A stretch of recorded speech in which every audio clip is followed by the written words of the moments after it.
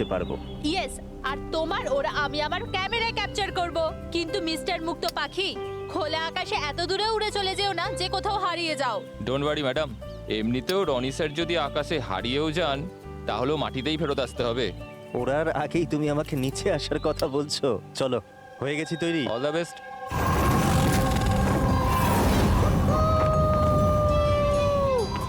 Yes, this is so much fun! Oh my god! Yes, come on, keep going, keep going. Oh yeah, I love you! Rony, I love you too. Wow, মনে হচ্ছে না ভালোই experience আছে। Of course, আমেরিকাতে ও অনেক adventure sports try করেছে, bungee jumping, paragliding, আরো অনেক। ইন্ডিয়াতে কোনো কিছু ট্রাই করেনি, আর যখন ইন্ডিয়াতে এসেছেই সারাদিনের জন্য, তো কেন কিছু ট্রাই করবে না?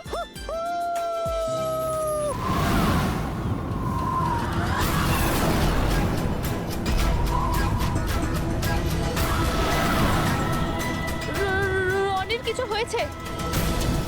চল, রনির কিছু হয়েছে, দেখো।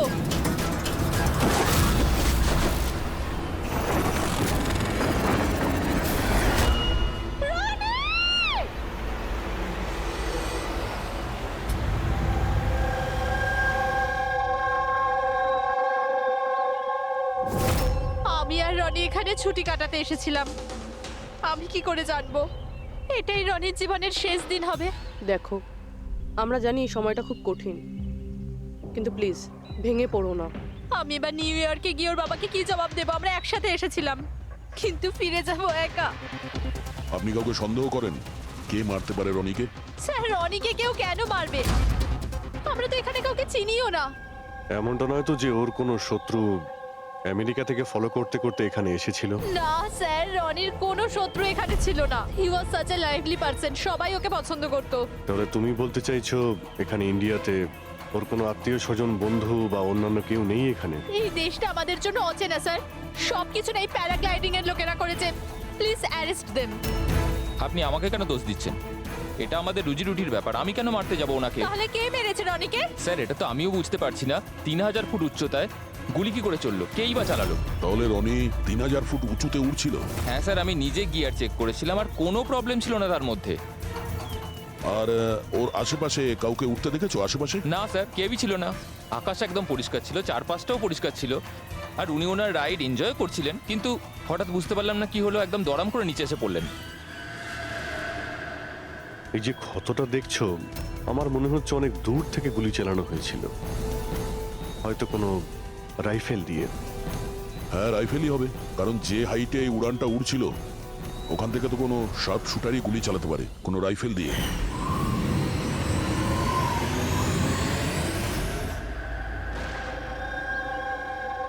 এখানে আশেপাশে কাউকে বন্দুক বা রাইফেল নিয়ে দেখেছিলে কাউকে? এখানে বন্দুক আনা অ্যালাউ নয় স্যার।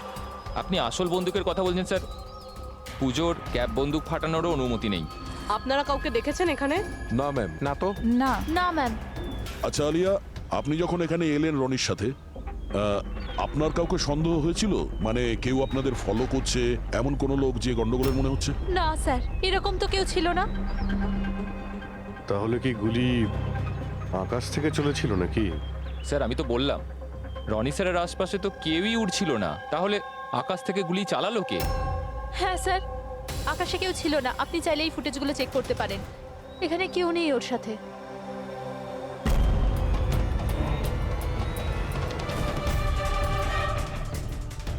এই ফুটেজে তো রনির আশেপাশে তো দূরে দূরেও কাউকে দেখা যাচ্ছে না। স্যার, নিচে থেকে ওপরে তো কেউ গুলি চালায়নি। ইনি বলছেন যে যখন ও ওপরে উঠছিল কেউ ওর আশেপাশে ছিল না, ওপর থেকেও কেউ গুলি করতে পারবে না। আমার মাথায় এটা ঢুকছে না কে কোথা থেকে গুলি চালালো আর কিভাবে, বুঝতে পারছি না স্যার।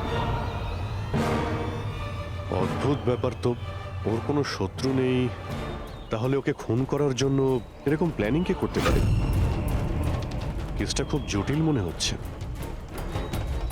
কোনো বাঁকা লোককে এখানে পাঠিয়ে দিই, বাঁকা প্রমাণ, হয়তো সে কিছু পেতে পারে।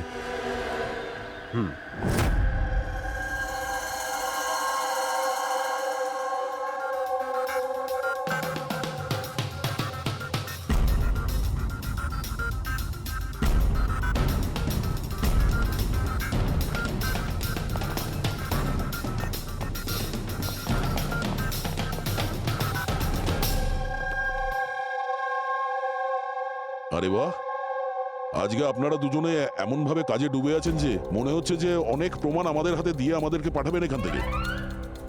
অনেকগুলো প্রমাণ, হ্যাঁ, আর যদি একটাও না পাওয়া যেত? সোজা করে বলো না, কোনো প্রমাণ পাওনি, খুঁজে দেখোনি? ডক্টর সালুকে ওই গুলির ব্যাপারে কিছু জানতে পারেননি? আপাতত এইটুকু জানতে পেরেছি ভাই, ওপর থেকে কোনো ইউএফও গুলি চালিয়েছে। শালুকে তুমি না কোনোদিনই সোজাসুজি করে কথা বললে না। আরে এটা কি, এটা বোঝাও, আমাকে বোঝানোর জন্য এরকম করেছো? হ্যাঁ, বলো।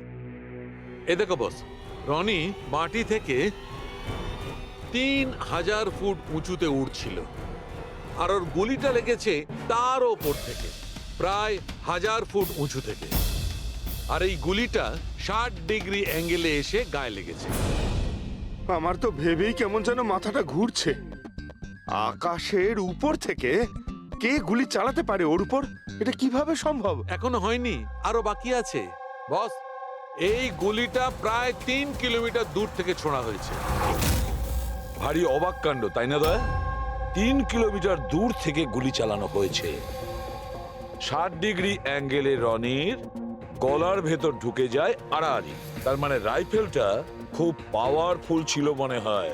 একদম ঠিক বস, রাইফেলটাও পাওয়ারফুল ছিল, আর গুলি যে চালিয়েছে তারও হাতটা পাকা। এত উঁচুতে হাওয়া খুব জোরে প্রবাহিত হয়, আর টেম্পারেচারও কম বেশি হতে থাকে। তবুও লক্ষ্যটা মিস করেনি, একদম নির্ভুল পয়েন্টে গিয়ে লেগেছে। গুলি যে চালিয়েছিল খুব পাকা খেলোয়াড়, ডক্টর, সব শুটার। একদম। আর এইরকম শার্ট শুটার সহজে তো পাওয়া যায় না যে এই কাজটা করে দেবে। কিন্তু স্যার, আমরা সমস্ত ভিডিও দেখেছি। যখন রনি আকাশে ছিল তখন ওর আশেপাশে কোনো প্যারাসুট বা চপার ছিল না স্যার। আকাশ একদম পরিষ্কার ছিল।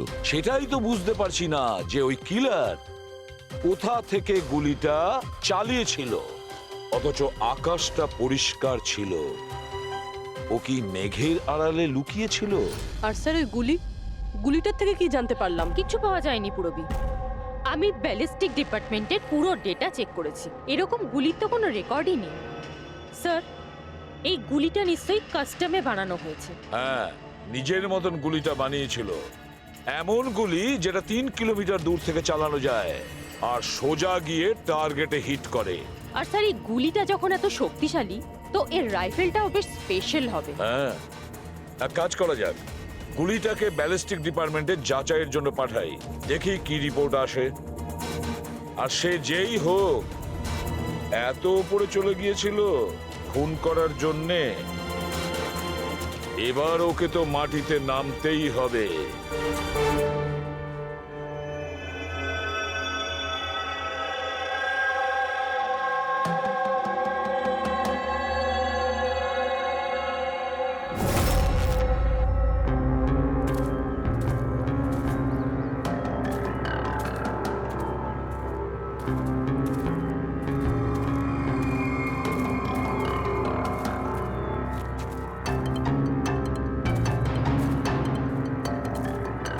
ব্রাদার, উই ক্যান ডু ইট। আরে ইয়ার গুরু, আর চলতে পারবো না, খুব হাঁপিয়ে গেছি আমি। ব্যাস নবীন, আর বেশি দূর নয়, 3000 ফিট চড়ে ফেলেছি, পাশেই আছে। We can do it, come on.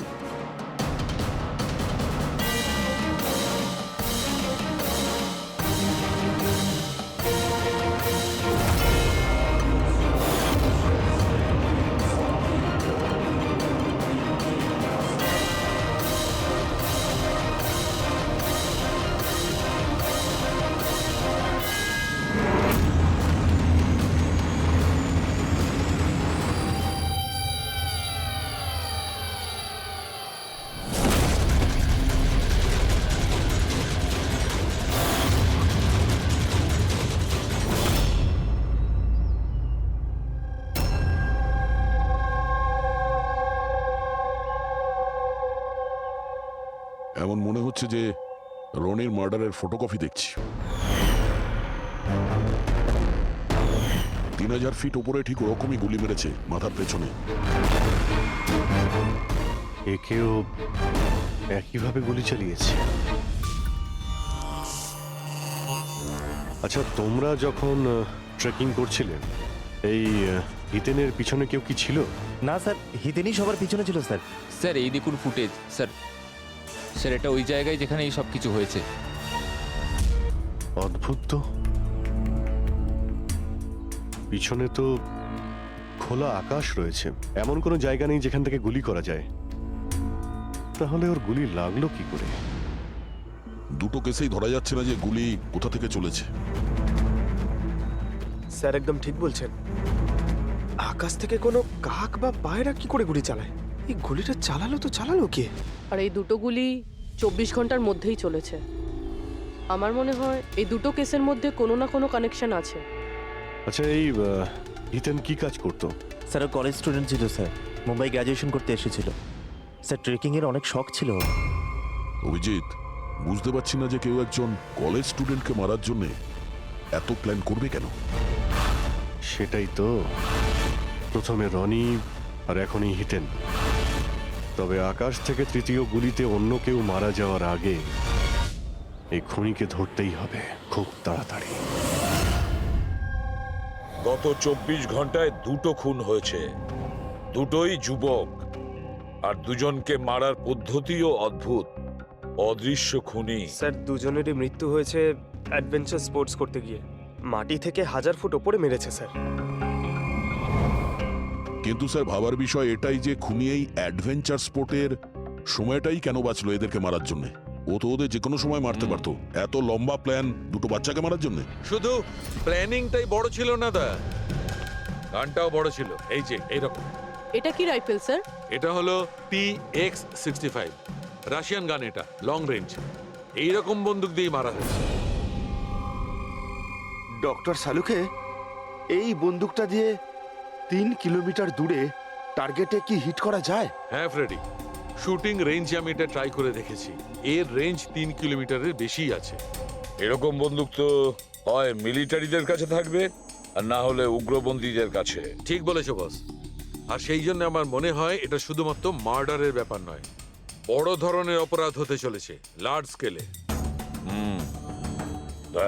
Sir, একটা কাজ করো, দিল্লিতে যাও আর ইন্টেলিজেন্স ব্যুরো থেকে খোঁজ নাও যে এরকম বন্দুক কাদের হাতে থাকতে পারে আর সেটা কিভাবে।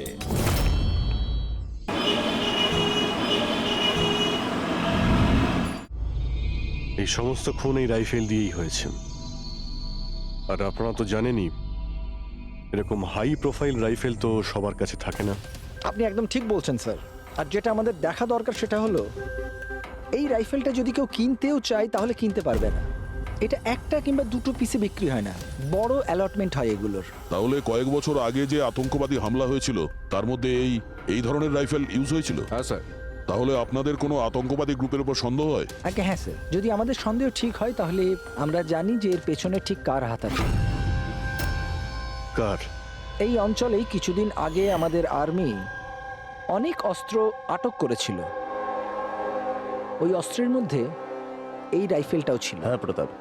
স্যার, সমস্ত আতঙ্কবাদী মরে গেছে, ওদের মধ্যে একজন পালিয়ে গেছে, তবে আমরা সমস্ত হাতিয়ার আটকে নিয়েছি।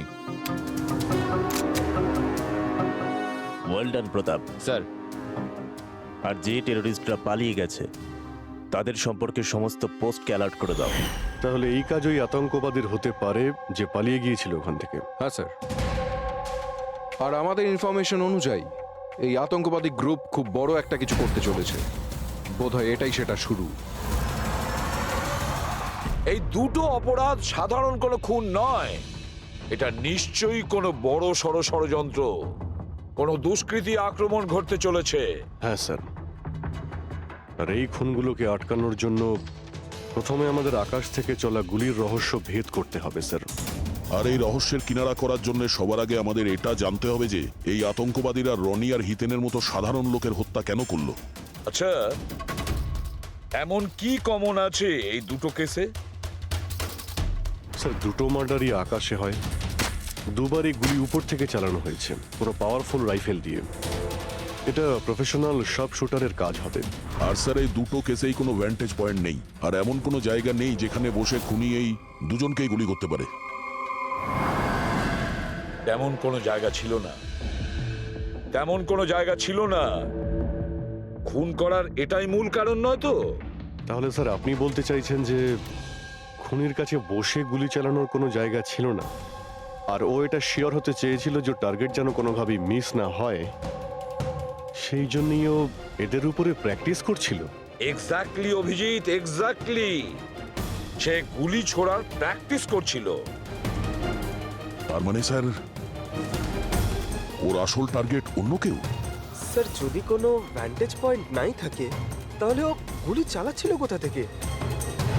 পঙ্কজ, উত্তরটা তোমার প্রশ্নের মধ্যেই লুকিয়ে আছে।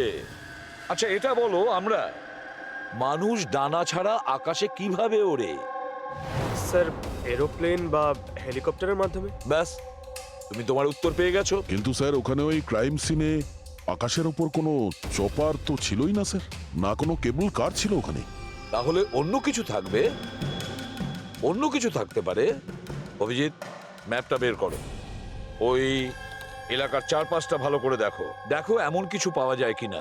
এমন কিছু আছে নাকি যেখান থেকে মানুষ হাওয়ায় উঠতে পারে? জঙ্গল আছে, আর হ্যাঁ, দুটো হট এয়ার বালুন রেঞ্জও রয়েছে। একটু দেখো তো, যেখানে খুন হয়েছিল সেখান থেকে এটা কতটা দূরে? স্যার এই দুটো 60 কিলোমিটার রেডিয়াসের মধ্যে। তাহলে একটা কথা তো কনফার্ম, খুনি ওখানে হট এয়ার বেলুনে বসেছিল আর সেখান থেকেই ও গুলি চালিয়েছিল 3 কিলোমিটার দূর থেকে। স্যার কেউ যদি হট এয়ার বেলুনে চড়তে চায় তাহলে আগে থেকে বুকিং করতে হয়, এমনি কেউ যেতে পারে না।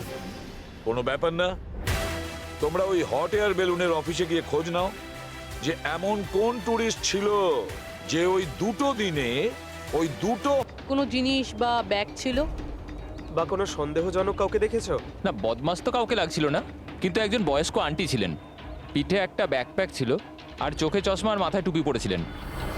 হ্যাঁ, আমরাও অবাক ছিলাম যে এই বয়সে এই সব ট্রাভেলিং এর ইচ্ছা।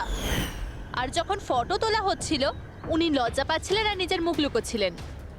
রবি, এই বয়স্ক আন্টি শার্প শুটার শুনে একটু অদ্ভুত লাগছে না? হ্যাঁ স্যার, আমি এখানে পাইলট। 25শে ফেব্রুয়ারি স্যার সব মিলিয়ে আমি 6 জনকে এয়ার বেলুনে চাপিয়েছি স্যার, আর 2 জনকে দিনের স্যার। আচ্ছা, তাদের মধ্যে কেউ মানে গন্ডগোলের লোক মনে হয়েছিল, কিংবা যার কাছে কোনো জিনিসপত্র ছিল? স্যার এরকম তো কেউ ছিল না। হ্যাঁ, একজন বয়স্ক মানুষ ছিল, জানি না কারো বারবার চিৎকার করছিল, হয়তো ওর মুড খারাপ ছিল বা খিটখিটে ধরনের ছিল। ওনার হাতে কোনো কিছু ছিল? জিনিস তো ছিল না। হ্যাঁ, একটা লাঠি নিয়ে হাঁটছিল। লাঠি নিয়ে হাঁটছিল?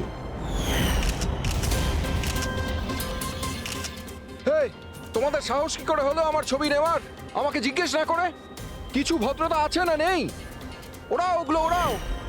আচ্ছা, ফটো তোলার জন্য রেগে গেছিল? কি অদ্ভুত ব্যাপার, তাই না স্যার? লোক হট এয়ার বেলুনে তো প্রতিদিন বসে না, তাই না? তারা নিজেরাই ফটো তুলতে চায় যাতে এই স্মৃতিকে তারা সারা জীবন রাখতে পারে। আর কোনো বিশেষ কথা মনে আছে ওর ব্যাপারে? স্যার জানি না বলাটা ঠিক হবে কিনা। না না, বলো, যেটা মনে আছে খুলে বলো। ওনাকে হাঁটতে দেখে মনে হচ্ছিল না যে ওনার লাঠির প্রয়োজন আছে, কিন্তু তাও উনি লাঠি নিয়েই চলছিলেন। আচ্ছা,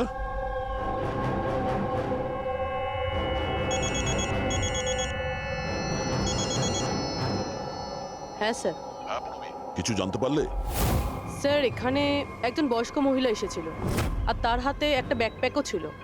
আর হ্যাঁ, ওই মহিলা ছবিও তুলতে চাইছিল না। আচ্ছা, এখানেও একজন বুড়ো লোক এসেছিল হট এয়ার বেলুনে চড়তে লাঠি নিয়ে, আর তারও ফটো তোলায় আপত্তি ছিল। স্যার এই বয়স্ক মহিলা আর বয়স্ক লোক একই ব্যক্তি নয় তো? ওই শার্প শুটার, ওর ব্যাগে আর ওর লাঠিতে ওই রাইফেলটা ছিল যা দিয়ে খুন করেছে। আর স্যার দুদিনই এ একাই ওপরে গিয়েছিল, কারণ যদি অন্য টুরিস্টের সাথে যেত তাহলে রাইফেল সেট করতে আর টার্গেট সেট করতে প্রবলেম হয়ে যেত। না পূরবী, আমার মনে হচ্ছে একলা যায়নি। মানে ওই হট এয়ার বেলুন চালানো আর সঙ্গে এই রাইফেলটা চালানো দুটো কাজ একসঙ্গে করা মুশকিল। ওই হট এয়ার বেলুনের পাইলটও ছিল সঙ্গে। মানে স্যার এই অপরাধে পাইলটও যুক্ত? একটা কাজ করো, ওই পাইলটটাকে ধরো তাড়াতাড়ি।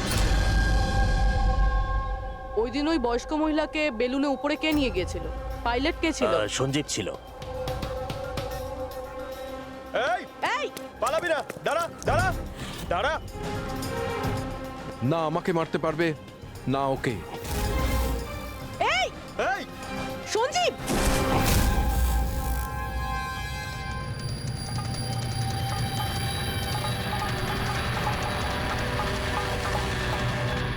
আরে তো প্রাণ দেওয়ার জন্য একদম তৈরি ছিল। এটা কোনো ছোটখাটো মার্ডার নয় পঙ্কজ, অনেক বড় মিশন।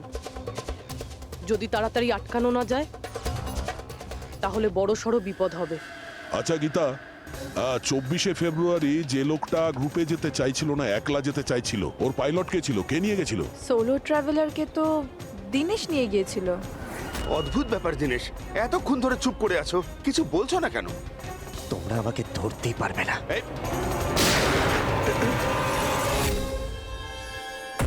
এখন যমরাজ তোকে অ্যাপয়েন্টমেন্ট দেওয়ার মুডে নেই। যতক্ষণ না আমাদের প্রশ্নের উত্তর আমরা পাবো, তোকে বেঁচে থাকতে হবে। চল। মারো, যত পারো মেনে নাও, আমার কিচ্ছু যায় আসে না।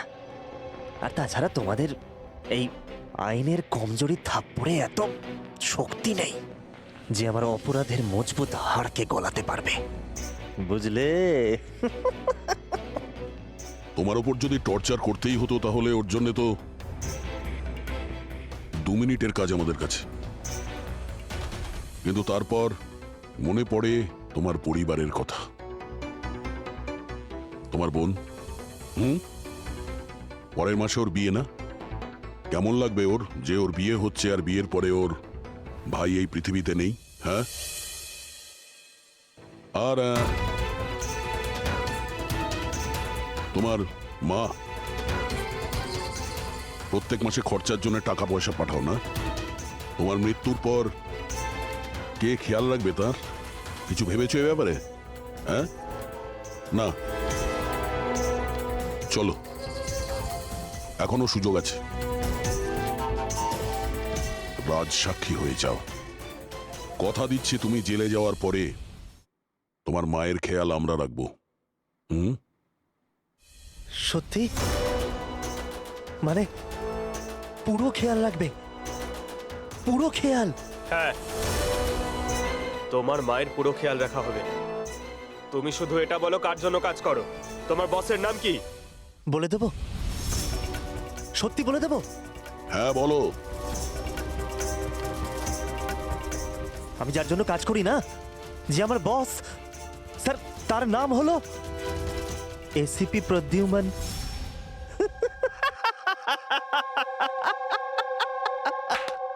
এসিপি প্রদ্যুম্ন, যাও ধরে নাও আর গ্রেফতার করে নাও তাকে। বলেছিলাম না আমি কিচ্ছু বলবো না, যা করার আছে করে নাও। সিআইডি কোথাকার। সিআইডি। বস বস।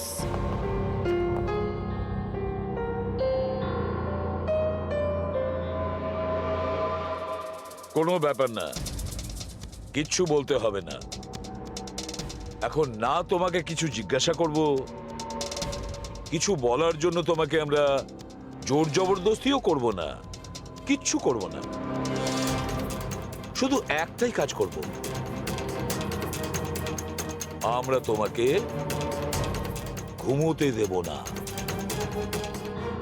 শুতে দেবেন না? এমনিতেও আমি জেগে থাকলেও আমি আপনাদের কিছুই বলবো না। কোনো প্রয়োজন নেই,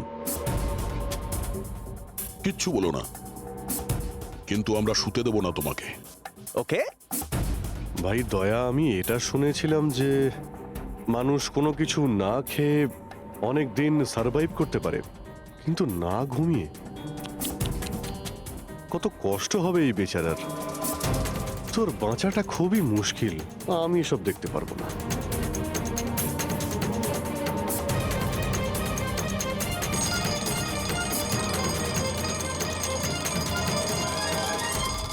সময় কাটানোর জন্য খুব ভালো হবে, তাই না?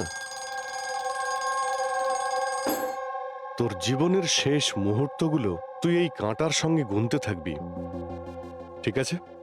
Thank you. ওকে ঘুমোতে দিও না।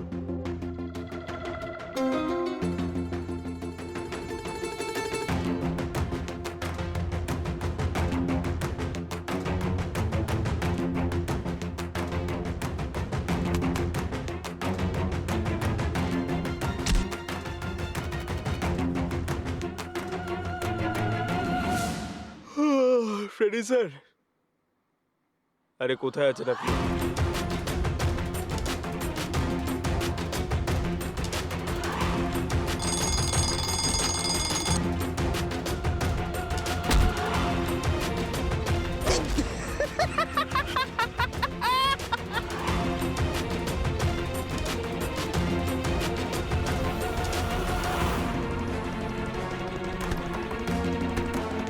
যতক্ষণ না মুখ খুলবি চোখের পাতা এক করবি না, বুঝলি? 5 মিনিটের জন্য নয়। চল। না 1 মিনিট 1 মিনিট তো শুতে দাও। 1 সেকেন্ড, শোবো না একদম, শোবো না একদম। এই, শোবো না আমি।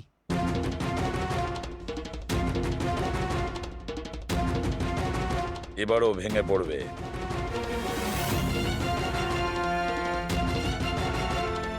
সবকিছু বলতে বাধ্য হবে।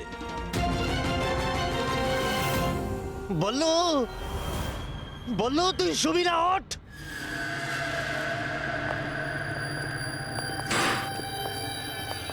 এই ঘুমোতে চাস? আরে ওকে একটু ঘুমোতে দাও। কি প্রবলেম তোমাদের? ঠিক আছে, তোমাকে ঘুমোতে দেবো আমরা। আগে বলো যে তোমাদের গ্রুপের প্ল্যানটা কি? এই, বলছি,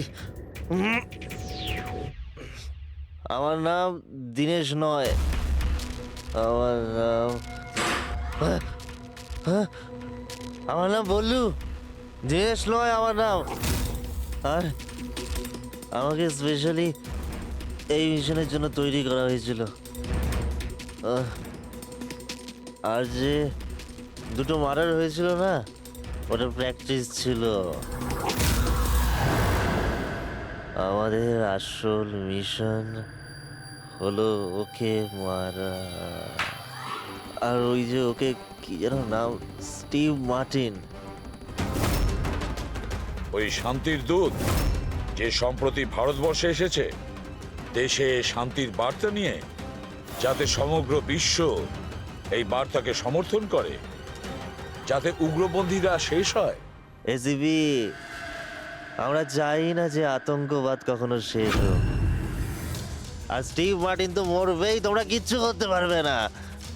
আর আর যদি তোমরা বাঁচিয়েও নাও না, আমরা স্টিভ মার্টিনকে খতম করে দেবো একেবারে। আমাদের যে শার্প শুটার আছে না, একদম পাক্কা নিশানা তার। কোথায় মারবে ওকে আর কখন? বল। ও যখন কনফারেন্সে ভাষণ দেবে না, ওটাই সব থেকে সঠিক সময়। এই, ওরাই সব থেকে সঠিক সময় হবে। ওই সময় ওর আশেপাশে কোনো সিকিউরিটি থাকবে না। আর যে কনফারেন্সটা আছে না, ওটা বিল্ডিং এর ছাদেতে হবে। তো ওই হট এয়ার বেলুনেতে আমাদের শার্প শুটার যাবে আর ওখানেই গুলি মারবে। কনফারেন্স ঘন্টা খানেকের মধ্যে শুরু হবে। এখন তাড়াতাড়ি ওখানে আমাদের পৌঁছতে হবে। আরে তোমরা যতই চেষ্টা করে নাও, বাঁচাতে পারবে না ওকে। আর হ্যাঁ, তোমরা যদি বাঁচিয়েও নাও না, তাহলে আমরা আবার প্ল্যান করব, দ্বিতীয়বার মারবো। কে মারবে? কিরকম দেখতে ও? আরে আমি ওর মুখ দেইনি এখনো পর্যন্ত। যখনই আসে ছদ্মবেশে আসে। তোমরা কি ওই, একে হসপিটালে নিয়ে যাও তাড়াতাড়ি। স্যার, আমরা কি হট এয়ার বেলুনটা আটকাতে পারি না যতক্ষণ এই কনফারেন্স শেষ হচ্ছে? না ফেডরিক, এই সব কিছু বন্ধ করা যাবে না। আজকে আটকালে কালকে অন্যরকম প্ল্যান করবে। আজকের প্ল্যান আমরা জানি, আজই ওদেরকে ধরবো।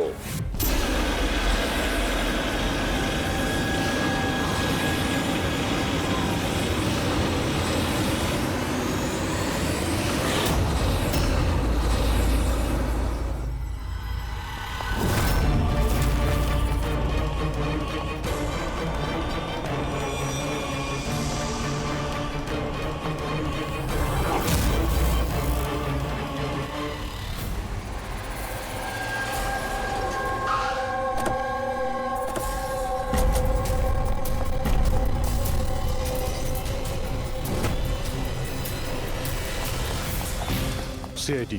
মিস্টার স্টিভ মার্টিন কোথায়? ওপরে কনফারেন্স রুমে। ওর কাছে নিয়ে চলুন, আসুন। তাড়াতাড়ি। তাড়াতাড়ি।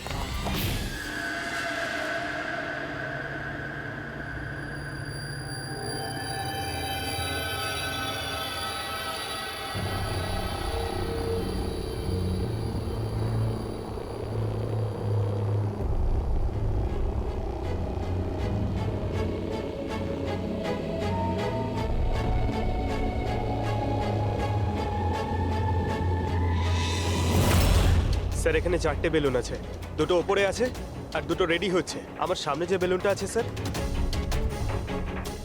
ওতে একটা কাপল আছে, আর ওই ছেলেটার কাছে ব্যাকপ্যাক আছে। নজর রাখো ওদের উপরে। কারা কারা আসছে, কারা কারা যাচ্ছে, সবাইকে ফলো রেখো, ওকে?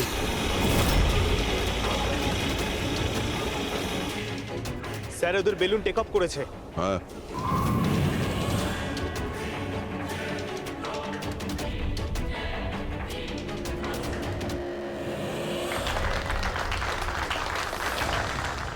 এই দুনিয়াতে টেরোরিজম কেন আছে, এই প্রশ্নটা আমাদের জানা দরকার। আর এই টেরোরিজম তখনই বন্ধ হবে যখন সব দেশ একসাথে ভাই ভাই হয়ে থাকবে। টেরোরিজমকে আমাদেরকে গোড়া থেকে উপরে ফেলতে হবে।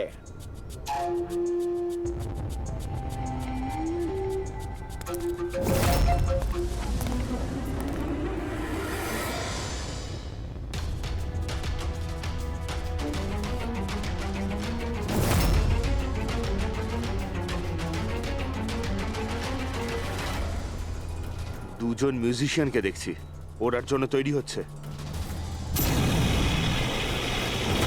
ওদের হাতে গিটারের ব্যাগ আছে। এবার এটা বলা খুবই মুশকিল যে ভেতরে গিটার আছে নাকি গান।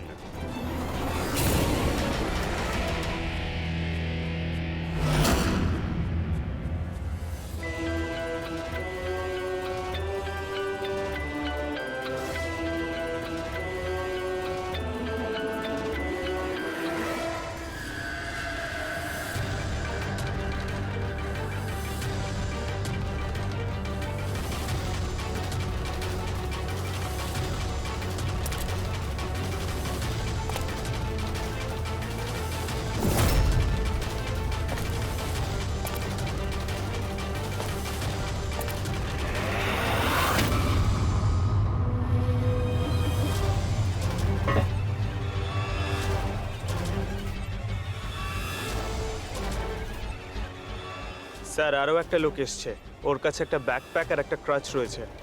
অপেক্ষা করা যাক।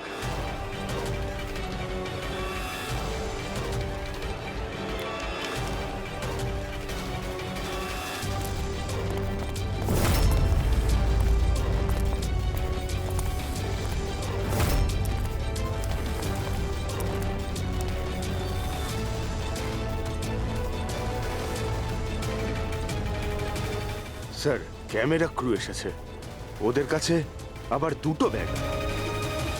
Camera crew?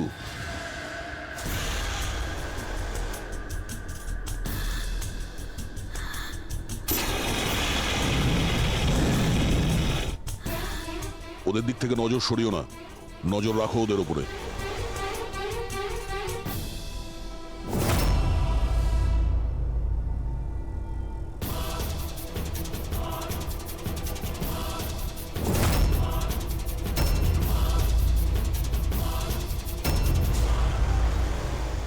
স্যার এখানে তো অনেক বেলুন উঠছে। সুইসাইড বম্বিং কি এটা? কেউ নিজের খুশিতে নিজের প্রাণ কি করে দিতে পারে? জীবন precious. Oh no, We need to respect এতগুলো বলুন, others. আর সব এর মধ্যে দেশে আমরা যেটা খুঁজছি এটা সেটা করা কোনটা? উচিত। মনে হচ্ছে ছদ্মবেশে এসছে, মুখ দেখে গন্ডগোলের মনে হচ্ছে।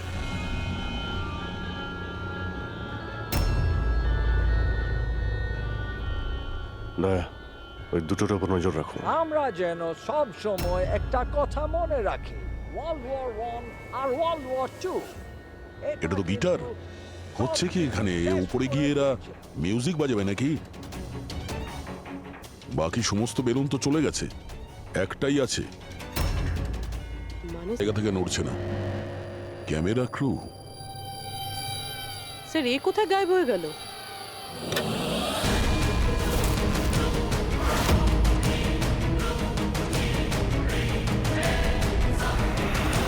স্যার এর কাছে তো রাইফেল রয়েছে, যেমনটা সালুমকে স্যার বলেছিল।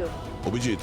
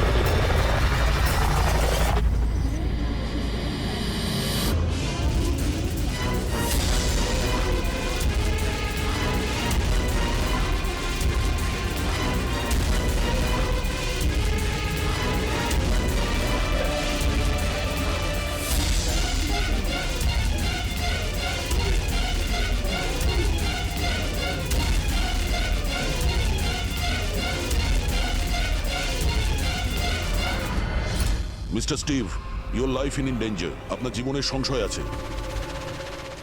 তাহলে কি করবে? We have a plan. Thank you সিয়াজি।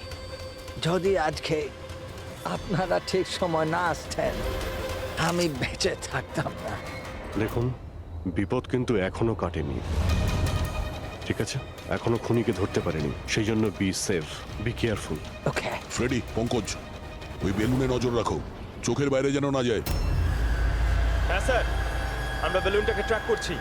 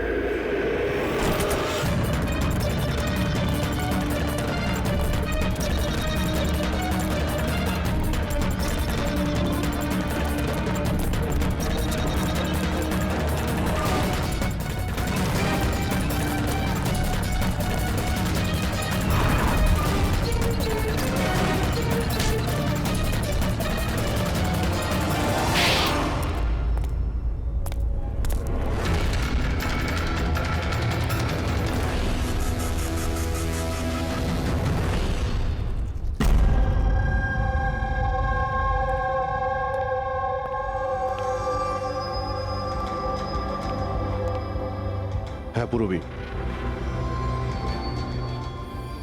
Good job, congrats. ওরা ধরা পড়েছে মিস্টার অভিজিৎ? হ্যাঁ, খুনি ধরা পড়ে গেছে। Yes, well done.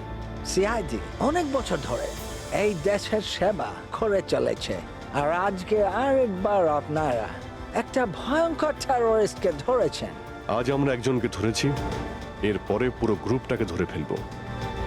Mister Steve, we are very proud of you. এই সমাজে আপনার মতো মানুষদেরই দরকার, যারা আপনার মতো সাহসী আর সৎ।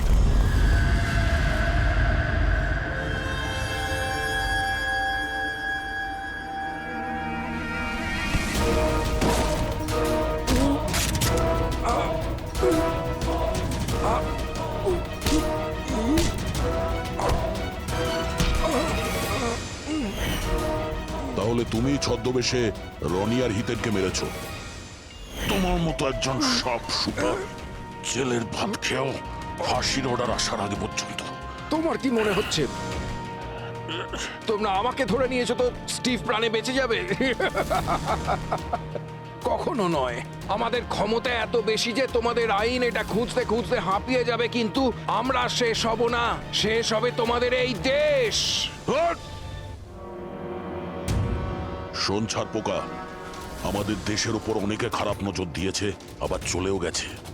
জানিস আমাদের দেশ কত বছর স্বাধীন হয়েছে? ৭৪ বছর। আর এই ৭৪ বছরে আমাদের দেশের জওয়ানরা জানি না কত আতঙ্কবাদীকে মেরেছে। আজ তোর পালা, কাল তোর সঙ্গীদের পালা। আমাদের দেশ থাকবে, খুব ভালোভাবেই থাকবে। আর এই দেশ থেকে যদি কোনো জিনিস চলে যায় সেটা হলো আতঙ্কবাদ, বুঝেছিস? আতঙ্কবাদ।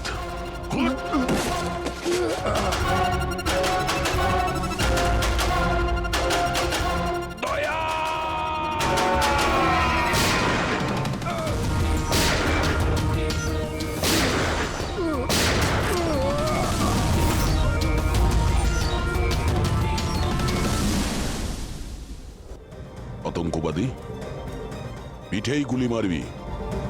আমরা এখানে গুলি খাই, এখানে।